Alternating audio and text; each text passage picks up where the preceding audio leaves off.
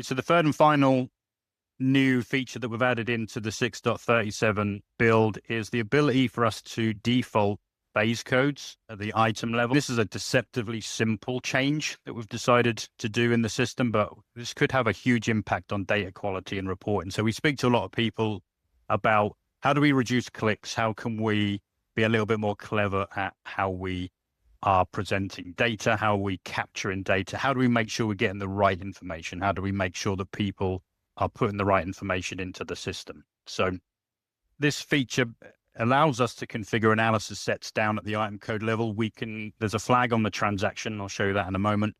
So we can default those onto requisitions, rental contracts, sales orders, purchase orders, and we can do it either via the core system or job site portal purchases as well. So I'll walk you through that and just show you what that looks like on some of the screens as well.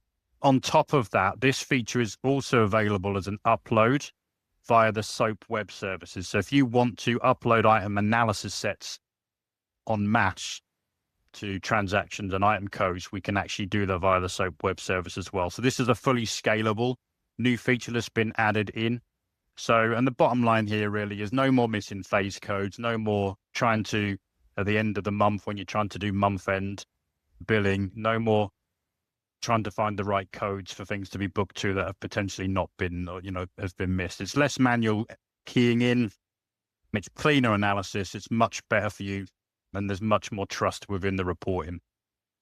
So, we've heard a lot of feedback around, a lot of people say, oh, well, I'll just get the basics done and I'll go back in and we'll fill the rest out later. We've got inconsistencies with phase codes across item types. If it's the same phase code that you need to apply to an item for the same type or job, then is there a better way for us to automate that? Well, now there is. So we can actually default those, make them standard that they default rather than actually have the user go in and make a selection.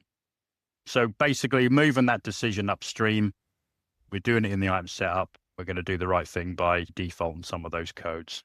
So the way that looks is, go back to the main screen. So if I go into item transaction and pick one of my transactions, it will be on your goods out transactions. So it will be rental contracts, sales contracts, purchase orders. And you want to go to the analysis tab, and you can see there is a new flag here that says item level analysis. Check that flag to turn it on against that transaction and save that. And then in your item maintenance, so again, against the item, and this is doing it manually. Don't forget, we can do this via a web SOAP. Let's just find an item. So there we go. I'll do it against my roto hammer. Against the analysis sets, we now have line level analysis. So you can set up your line level analysis. I think I set one up earlier. I think it was called 2022. I can put it in as 22. There you go. So my default phase code is 22 for this project, for this item code. Save that away. And then when you log into RentalResult portal,